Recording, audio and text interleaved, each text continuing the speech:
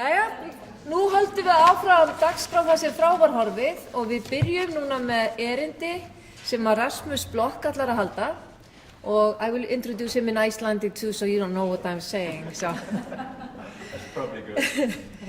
En Rasmus Block kemur frá Árhúsar Háskóla en reyndar að vinna við fleiri.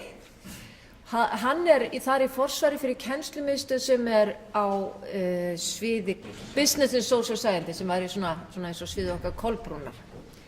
Og þar hann með Kennslumiðstöð sem að vinna alls konar verkunum meðal annars til að aðstoða kennara við að komast inn í nýta upplýsingatækni í sínum námskeiðum. Hann á faraldsfæti út allt sem sérfræðingur og ráðgjafi í þessu og það var svolítið gaman að segja frá því að í gær þegar við hittum þau á sunnudaginn fyrst þá voru það akkurat nýbúin að hittast á fundi þar sem að stjórna menntaryfirvöld í Danmörku að velta fyrir sig hver framtíð háskóla í Evrópu, í Danmörku og fengu þau meðal annars til liðs sig í þeirri vinnu, í þeirri nefnd.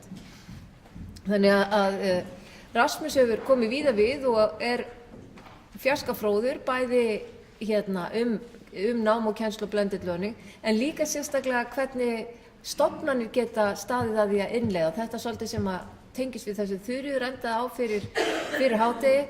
Hvernig getum við hugsað hlutina á kerfislegan hátt frekar heldur en bara sem einstaklingar. En gjörðu svo vel. Please welcome Rasmus. We are very happy to have you here. Thanks. And thank you for having me, and Linda as well. It's been a pleasure. We had a nice workshop yesterday, I think. A lot of talk and a lot of good things happening. I will touch on some of the same issues today, but more from a strategic point of view of how to integrate blended learning into the institution. I will focus mainly on 4 points: the strategy, you can so to speak, talk about it. Some of the arguments, Linda have made some. I will make a couple of them as well. And who or what to target when we talk about strategies for blended learning. And if we have time, I'll also, of course, answer questions. Sorry. I think from the outset we need to ask, when we talk about strategies for blended learning, we need to talk about where resides the educational quality. Most often when we talk about educational quality, we are talking about education as teaching, underlying activities, and then learning. This is like face-to-face courses and hours, and when we're talking about teaching, there's activities, the curriculum, the homework, the test, the online exercises. And beneath that, there is something we call learning, which is about motivation, learning approach, collaborations, and so on.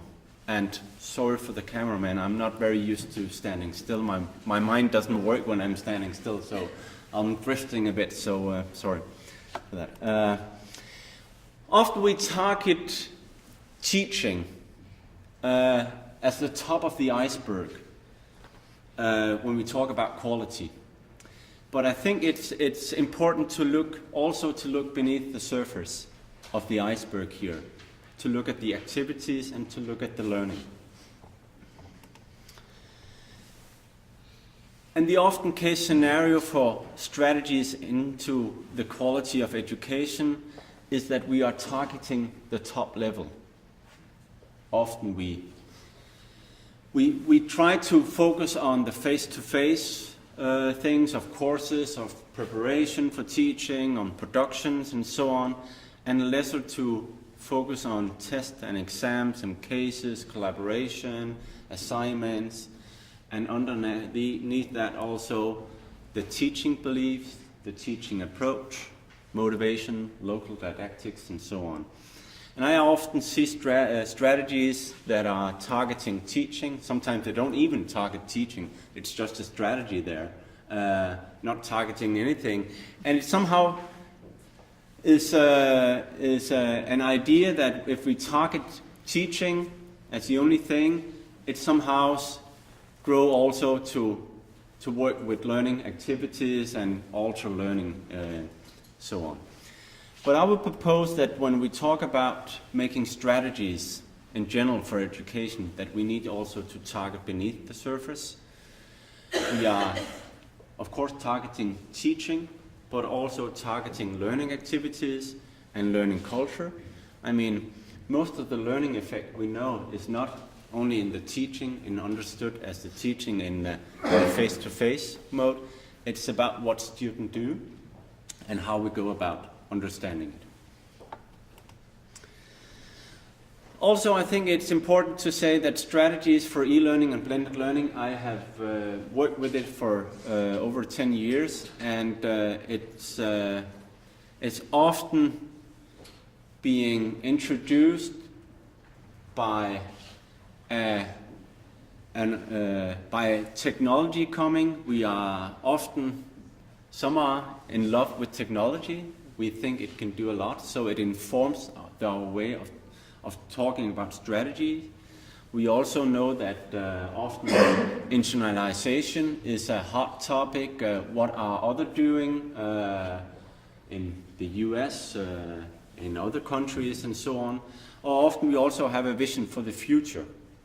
This is okay, I think, to inform strategy from these kind of things. But I would also argue that we need to combine it with the inner needs in education, with what we want from learning culture, from the learning activities, and so on. So we need to combine it. If we look at it historically also, about strategies in e-learning and blended learning and so on, I think there's been it's been a two separate paths here. E-learning or blended learning or technology-enhanced learning has had its own strategy and living outside normal university pedagogy or university teacher development plans and so on. But I think they're getting more and more together in there. I think that's a good thing. And one of the things that I think we can share is actually this term we call blended learning. In there we can be on the same roof, include technology, and we have common interest and also can use the shared research and knowledge base. Linda is a very good example of this, I think, using some of the traditional way of understanding university teaching and learning with technology. Some of the arguments for blended learning, I think, that we have an all-pervading situation where technology is there in our society, in our daily life, and we need to ask ourselves what kind of consequences does that make in our teaching? Does it pose any challenges? And I think that the technology is a very good facilitator for us to ask, why are we doing teaching as we are doing? So I think from a strategic point of view, I think it's good that we need to revisit our strategies and methods for teaching and learning, but also the learning outcome. What are we teaching students? This is what Linda also talks about. And now we have a pause here, yeah? Okay. And also I think it's a very important thing to think that we have a teaching toolbox. And normally, and for many years, it's existed of pen and paper and blackboards and chalk and so on, and other kind of things. But today, the toolbox is bigger, and there's a lot more tools in it that we can use. So I think technology is not what limits us in our possibilities of teaching. It actually expands, and we need to address this. Okay.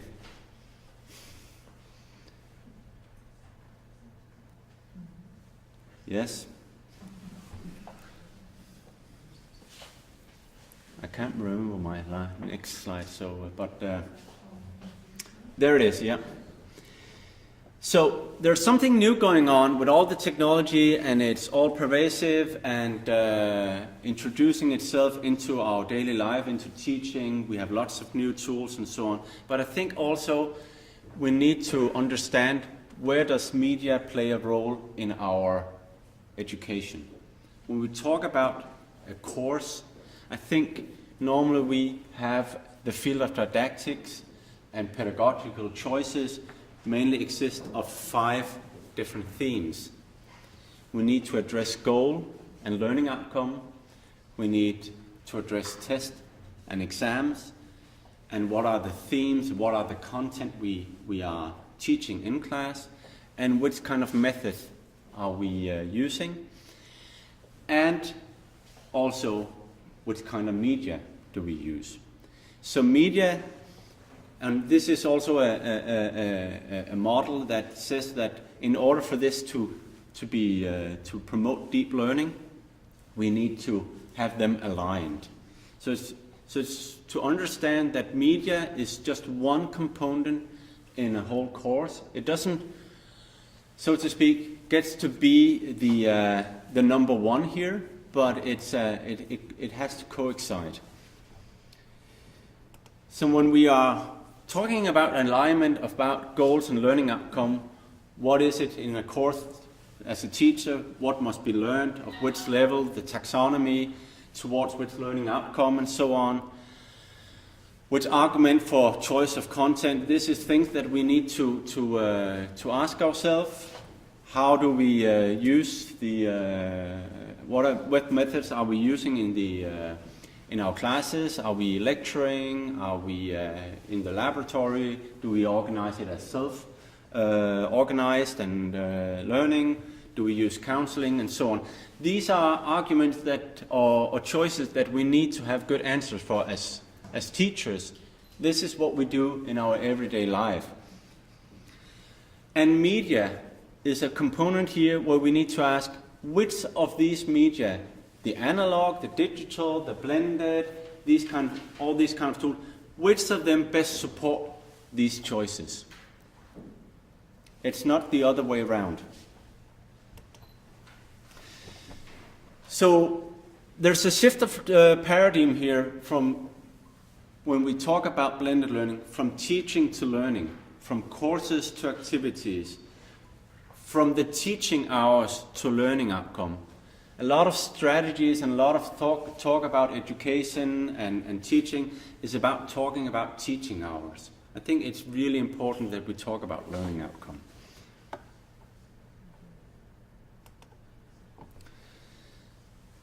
And one of the things that's good about blended learning is that we need to target student out of class. So it's not about only student in class, it's also student out of class. When are students learning? They're not only learning when we are with them, they're learning when we are not with them. Most of the learning actually is about them being on their own or not with us. So I think blended learning is a way where we can target them out of class. So it's not about teaching delivery, but about learning effect. And also moving a step back from curriculum to understanding feedback, alignment, and student activation. We have all these kind of studies from Biggs and Hattie, and there's lots of them that point to the importance of feedback, of alignment, of student activation. So when we talk about blended learning, we need to address this and use blended learning to address this. So this is about learning and feedback and practice and so on, and teaching. So I think blended learning and making strategies and try to implement it is about creating space for targeting students out of class, to understand that technology expands the teaching palette. It serves more freedom for us. I think we can say that use of technology, we can use it to give massive feedback, to create more feedback, whether that is from the teacher, but it could also be from the peer, so like peer-to-peer feedback. How we can flip the classroom, we can allow for diversity, We can screen the students for if they understand this. We have lots of tools here to do this. Test for reflection, and provide for peer feedback, collaboration support. This is what we need to have blended learning do. Otherwise, there's no way we can enhance the quality. So this is, and Linda put it up on the screen before, this is actually what we talked about yesterday, what is blended learning supposed to do. And I also suggested there that we need to follow the principle of technology. This is from the old Adam Smith, from the pin factory, the theory there, about using technology for the scalability of production, quality, volume, and effect. We need to use technology in order to enhance our education, not to just do the same in a more economic way. So yes, blended learning is a way of, if you have a normal structure of lecture or class and then homework, it's a way of try to target how we can tie it together so that we can prepare students before lecture, we can talk to them under the lecture, or and also after the lecture, and then again before lecture again, if that's kind of the way. But it's also a way of talking about maybe we shouldn't have this kind of understanding. I think it's very important to empower teachers. The teachers are the ones that can make the change in education.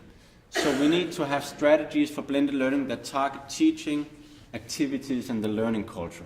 All these things at once. So we can empower the teacher to make the change, and we need to, of course, also to support for that change. And this is also the message and what we talked about yesterday in the workshop. There are no quick fixes here. We need to focus on long-term goals. And we need to avoid what I see here as the add-on, that we just have a great system, we think, and we just put some technology in there. And then we have some blended learning, we say. No, we need actually to redesign our education and our courses. Okay. Yes. So I would suggest that it's very important, in order to give the empowerment to the teaching and the teachers, that we have programs for redesigns of courses. Redesign as opposed to add-ons. This is not about learning how to use a blog or a wiki and then put it on into the class. This is about all these kind of elements that is in the course, that we fit them together. And it's important that we create actual change. We know that we can have competence enhancement for teachers and so on, and they can go for a course. And when they get out of the course, that's what I do. I say, I'll get back to this next semester. And you know what happened next semester? Nothing happens. So I think when we are making programs, we need to have the change taking place there. So, and of course the focus should be on effective student learning. And I think it's very important also to provide security and safety for teachers to enter the travel of change. We need to help them all the way. We need to let them experiment with teaching. It's very important to make failure. And embrace that in order to get better.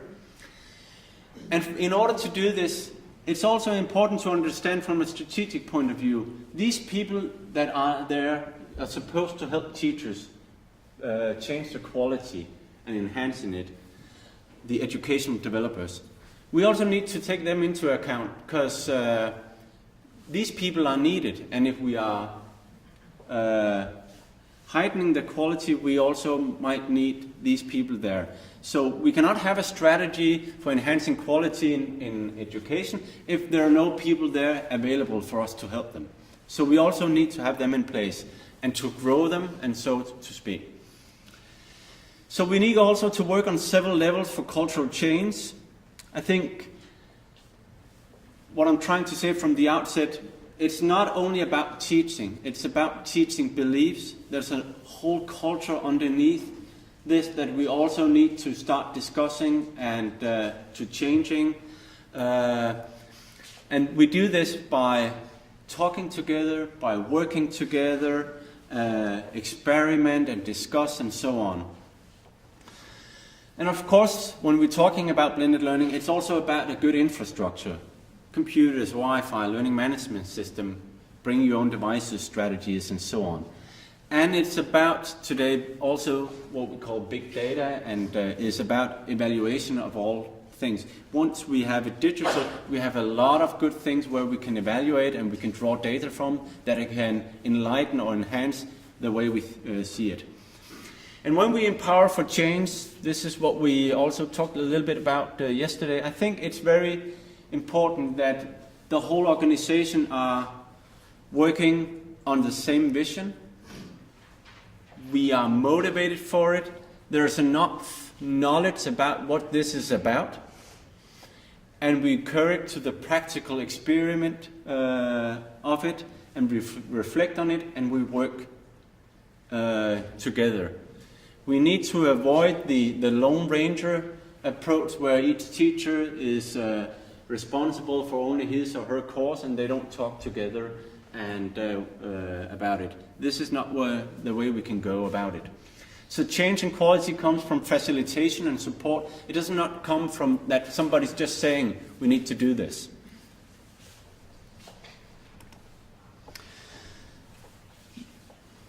Yesterday I showed more in depth about a redesign program that we have at Aarhus University.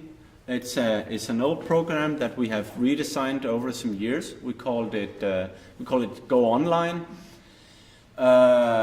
It's a course redesign program where teachers are encouraged to rethink or redesign their course, but it's also a competence enhancement course where we empower the teacher to redesign it and to make new choices for the teaching. We focus on blended learning. And as I also said yesterday, there's no goal. We don't say you need to go for 50% online and 50% in class, or 20 or 80 or so. This is about talking about using the right tools for the right purpose. So the blend might be 5% and 95%. It could also be 50%. It's not about it. It's an exemplary course. So we have a blended learning course ourselves where we have online preparation for the teachers, so they need to prepare in order to enter the course. There are assignments, we use podcasts, we use tests and so on. And then we also have lectures or classes and group work, and where we work with hands-on, and then we go online again, and we wrap up, we make peer feedback, and we discuss and so on. And then we go back into counseling, face-to-face counseling, one-on-one, because we find that very effective. We also make some group counseling. But this is an exemplary course where we have chosen to use the tools for what we think is best. And the course is not about technology. We don't talk about blogs or podcasts or anything. We talk about learning. We talk about redesigning courses. And this is the whole discussion here. But in that discussion, we use blogs, we use podcasts, we use wikis, we use video conferencing, we use all these kind of things. So we focus on development. We don't focus on IT. We focus on knowledge about learning. I think there's a lot of research out there, so we need to bring it to the table. Teachers at universities are also engaged in research, so they would of course ask, what does the research tell us? Yes, we need to bring this forward and talk about it. So, and it's also important that we focus on their own cause, their own actual needs, so we meet them. This is not about someone else, it's about me as a teacher and my teaching, and we talk about it. They're making individual plans, and we make actually signed contract. If I'm gonna use my time investing in you, redesigning your course. We need to have a plan for this. And the management also need to have a plan and understand this, because they're putting resources into it. So they want to see that this is going to be fulfilled and understand how this is going to be. So we make like signed contracts. It's not that we kick them out, but you need to do this. This is what we agree about. So I hold you up to it. Of what will be done, when, by whom, and how. Who should support you? And then, of course, the teachers need to develop and redesign the course. There can be making podcasts. It can be a total new way of understanding lectures and counseling and so on. It might be minor changes, and they test it. They make an actual run for a semester or a quarter. And then we recap, evaluate it, and they report on it.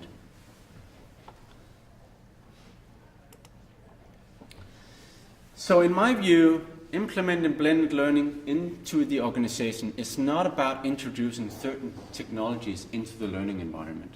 It's about enhancing quality of learning, but with technology.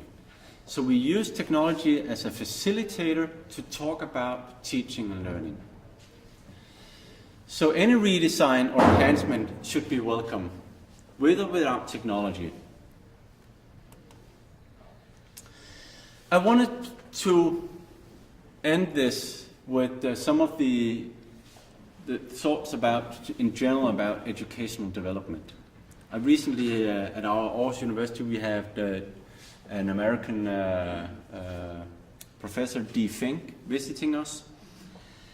And he showed me this diagram here, saying, when we talk about quality of teaching, there's a potential here that we can enhance the quality of teaching, of course. And we can work with teachers, so we develop the quality of teaching. We might not always fulfill the potential of what can be done, but we can get pretty high up there if we work for it. And often the belief is that if we don't do anything, this will just stay straight. But it doesn't. I mean, it erodes. If we don't do anything for educational development, it's getting worse.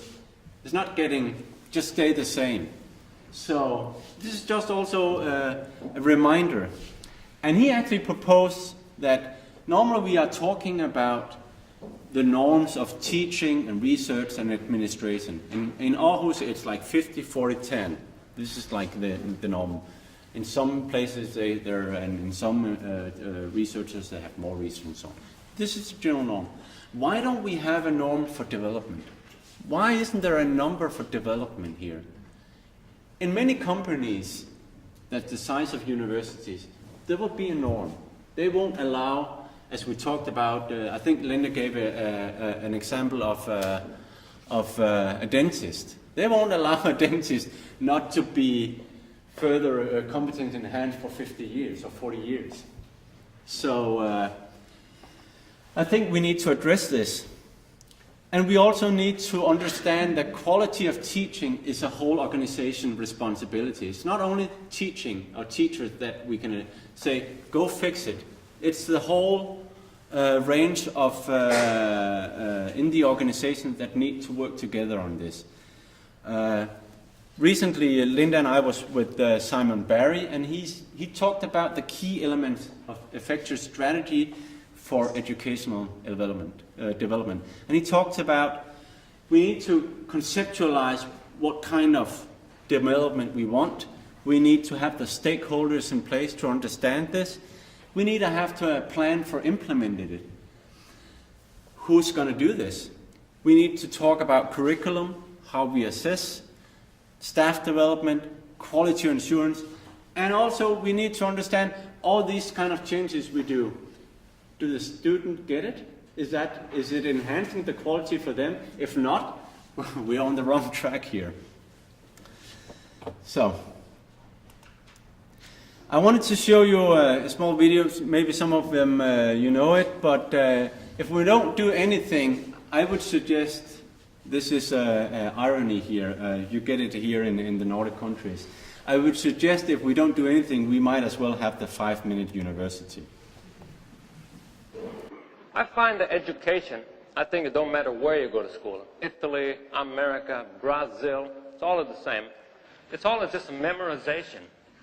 And it don't matter how long you can remember anything, just so you can parrot it back for the tests. And I got this idea for a school I would like to start. Something called the 5-minute university. And the idea is that in 5 minutes, you learn what the average college graduate remembers 5 years after he or she's out of school.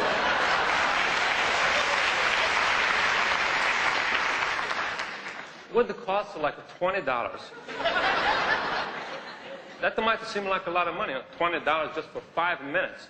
But that's for like a tuition, cap and gown rental, graduation picture, snacks, everything. Everything included. You know, like in college, you have to take a foreign language. Well, at the 5-minute university, you can have your choice. Any language you want, you can take it. Say if you want to take Spanish, what I teach you is, ¿Cómo está usted? That means, how are you? And the answer is, muy bien. Means very well. And believe me, if you took 2 years of college Spanish, 5 years after you're out of school, ¿Cómo está usted? Muy bien. About all you're going to remember.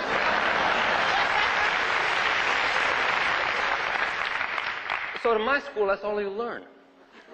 You see, you don't have to waste your time with the conjugations, vocabulary, all that junk.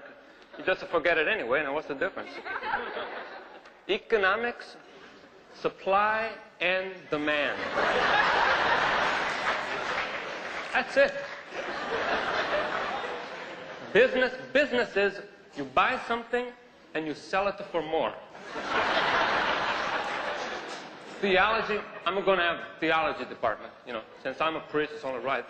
And what you have to learn in theology is the answer to the question, where is God? And the answer is, God is everywhere. Why? Because he likes you.